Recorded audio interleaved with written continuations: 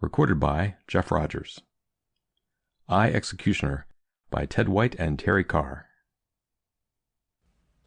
I always shook when I came out of the arena, but this time the tension wrapped my stomach in painful knots, and salty perspiration stung my neck where I had shaved only a little over an hour earlier. And despite the heavy knot in my stomach, I felt strangely empty. I had never been able to sort out my reactions to an execution. The atmosphere of careful boredom, the strictly business-as-usual air, failed to dull my senses as it did for the others. I could always taste the ozone in the air, mixed with the taste of fear.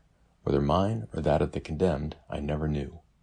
My nostrils always gave an involuntary twitch at the confined odors, and I felt an almost claustrophobic fear at being packed into the arena with the other 999 citizens on execution duty.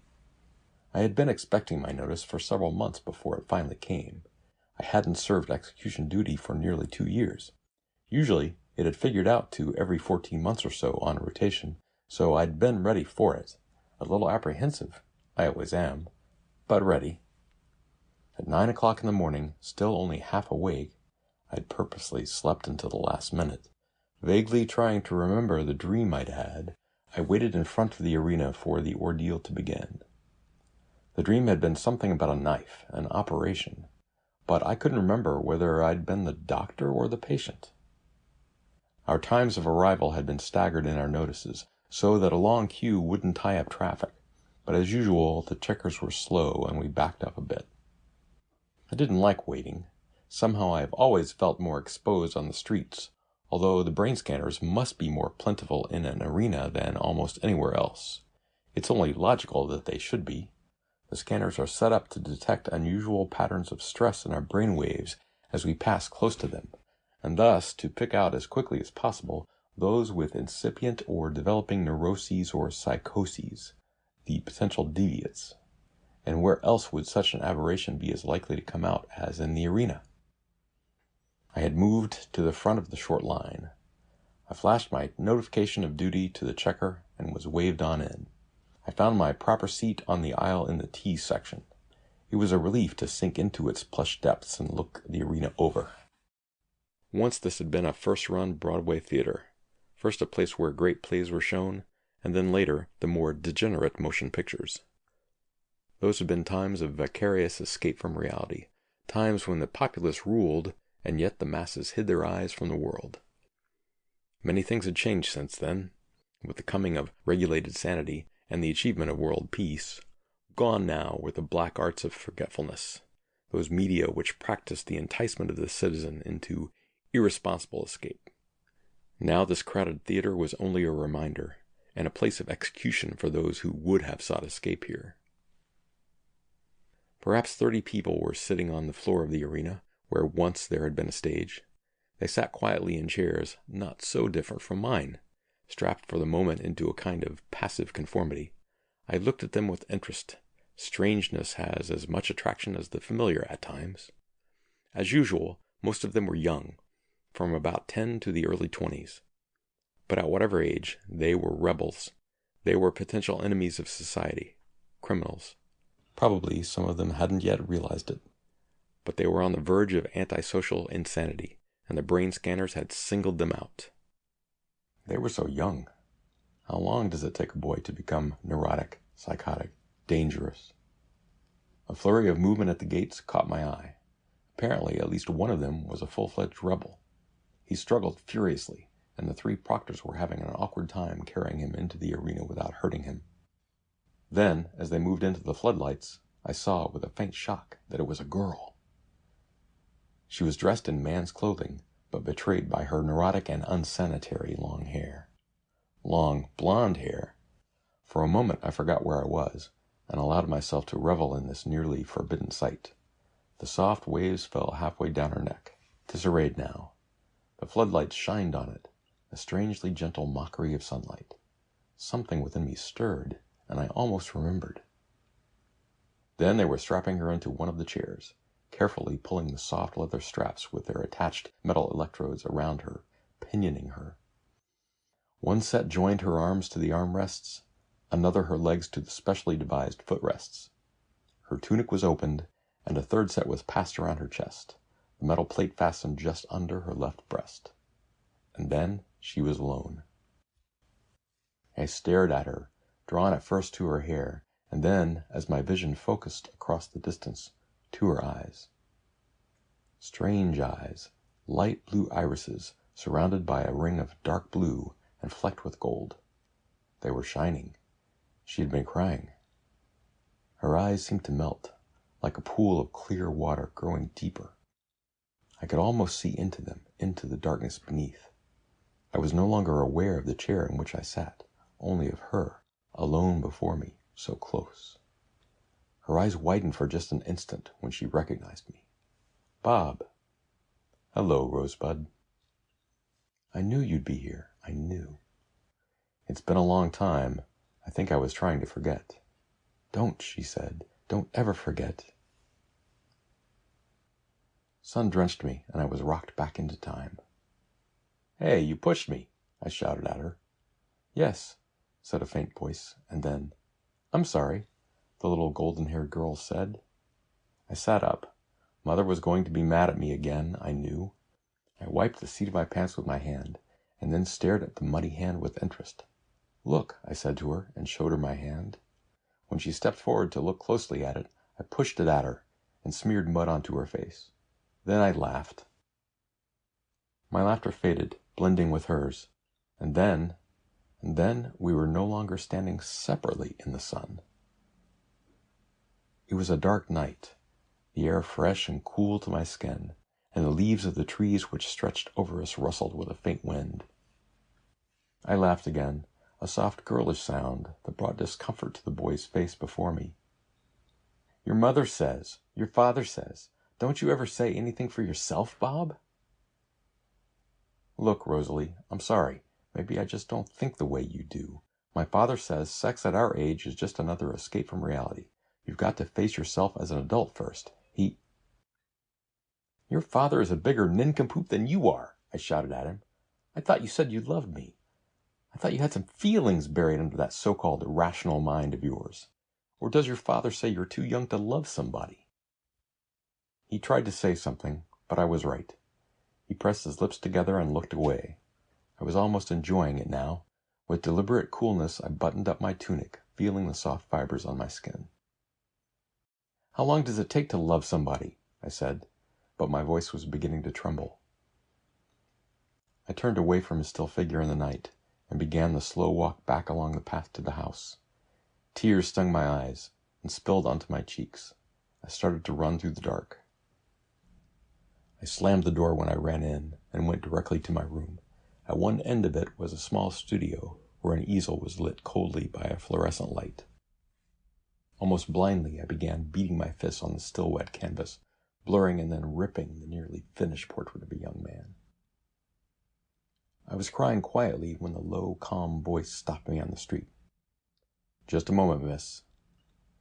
I felt a sudden skip in my heart which signaled danger, and when I turned, I saw the light green uniform of a proctor in the vague streetlight. My eyes were still blurred with tears. I couldn't make out his face. "I'm sorry, but I'll have to ask you a few questions." Shielding my face from the light, I tried to make my voice calm. I hoped my homesick tears were hidden, that my cheeks wouldn't glisten in the night. I wanted very badly for him not to see I had been crying. "Yes?" "I'll have to know why you're out on the streets at this time of the morning," the proctor said. "There's a curfew, you know, unless you can show cause." Oh, God, I had completely forgotten the city's curfew. I'm sorry, officer. I'm new to the city, and I didn't realize." "You're transient? Where are you staying?" "The Statler Dormitory for Women," I answered meekly. "And why are you out at this hour, so far from the dorm? That's down near 34th Street, almost 30 blocks south." "I know. I couldn't sleep." His eyes narrowed at that. Had I made a mistake? I plunged on. "And I wanted to see Central Park. I didn't realize there was any harm." "I guess not this time, miss, but you'd better get back to your dorm. Take this pass." He scribbled a few words on a pad and then detached a slip of green paper for me. "You can take a train down to 34th Street. Now." "I'd just as soon walk, sir." He stared at me for a moment, and then I turned and started for the nearest subway entrance. It had been horrible, those first few days in the dorm. I had never dreamed that a sane society could be so, not cruel, but unthinking. Back home in Woodstock, we were all supposed to be sane too, but neither father nor mother had ever forced any rigid rules on me. They had let me roam the woods, scuffing the dry leaves in autumn, drinking water from the creeks in my cupped hands. They hadn't objected when I was gone for hours. Usually I was just sitting on a log and staring into the sky, and what harm was there in that? They had encouraged my painting. It's supposed to be a sign of escapism, Dad said, but there are a lot worse ways of escaping. He made an easel for me, and I used tubes of house paint, tint colors, and stretched canvas and burlap over frames Dad made. He even gave me a book of reproductions of the old masters that he had saved. Life in Woodstock had been pleasant for me, I realized now, even if it had often seemed lonely. I couldn't have told the proctor that I'd really woken up from a dream about Bob before I'd gone out walking. I'd seen Bob's face so clearly, standing in the night, unable to say anything to me. Suddenly it had seemed that my voice was stopped too, and I'd woken up gasping. I boarded a local train, not caring that an express would be much faster, and began the trip back to my cubicle at the Statler dorm. If only they hadn't taken my parents. I had succeeded in setting up a makeshift easel in my room at the dorm, and was working on a painting, wearing some of Dad's old clothes, when the proctors broke in. One of them pointed a small indicator at me, glanced at it, and nodded. "She's the one. Instability and escapism. And look at the kind of clothes she wears." "What are you doing?" I whispered. This was how they had taken my parents. "You're under detention as a criminal against society, miss," one of the proctors said. "We're all sorry." Another one stepped forward and held out a hand to me as one might a child. "Come along now." "No!" I backed away from them, and when they trapped me in the corner, I kicked and screamed at them. "Leave me alone! Leave me alone! You're killers!" One of them grabbed me and held me around my waist, my arms pinned to my sides. "We're not killers, miss," he said, and his voice was incredibly calm. "We have nothing to do with it." I twisted free and struck at him, tearing skin from his face with my nails. Weren't my parents enough? One of them pointed another device at me, and I blacked out. When I came to, I was being carried by 3 proctors through a door and down a hall. My head was fuzzy and throbbing. I caught a glimpse of a stenciled sign in the corridor, lettered neatly over an arrow pointing in the direction we were going. The words leaped out at me. "Execution Arena Floor." One of the proctors saw that I was conscious and looked down at me pleasantly. "No sense struggling now," he said. "It'll be over soon." I stared back at him for a moment, not understanding. But then the kindness in his face became clear. He pitied me. The proctors were carrying me as gently as possible, as though I were a dog with a broken leg. I felt incredibly sad, and so tired that I was sure I must suddenly weigh twice as much. But they carried me through the door and out onto the floor of the arena, and there were 1,000 people up in the dark waiting for me. There were floodlights on the chairs where the others of the condemned were strapped. They sat quietly, dully, as though they were the executioners and the people above were waiting for them to press the buttons. But it was insane. How could they take it so calmly? Were they dead already? Did they want to die? Or was I really insane? Where was the sanity in this arena? I couldn't lie still while they carried me to that chair. I was frightened. I was terrified. They were all so silent, so calm, so kindly, as though nothing at all were happening. Nothing at all. I struggled, trying to fight my way free. I kicked and screamed. I had to make some noise in that black silence. But they held me and strapped me into the chair. And still, there was no sound in the arena. I felt a shock, a tension, and I looked up. There in the audience, sitting before his little panel with the blue light and the red executioner's button, was a young man staring at me. I could feel his stare, like a cool hand touching me. It drew me up into the dimness. I felt my eyes widen with recognition. "Bob," I said. His reply sounded deep inside my mind. "Hello, Rosebud." "I knew you'd be here," I said, and then I drew him close to me. "It's been a long time." "Don't ever forget," I said, and opened myself to him at last. The lights in the arena dimmed, rose, dimmed again. The first signal I pressed against the straps, but they were firm and unmoving. Yet we, leaned forward and watched the panel with its blue light. Our stomach was knotted like tight leather cords. The blue light flashed. I reached out a hand to the small red button. The straps bit into our flesh. The panel was dim, ghostly beneath the glaring lights from the dark above. 1,000 hands touched 1,000 red buttons. One of them was the first to touch the button, the first to complete the circuit. No one knew who he was. No one even knew if every button was connected, but someone touched the button, and somewhere the circuit was completed. Shock. Pain jerked our body rigid. We screamed. Our skin blistered as hair singed and fell away. And there was a greater shock, a pain somewhere else, as our images cleaved and I fell away from her. I reached out my hand to her and almost felt her touch.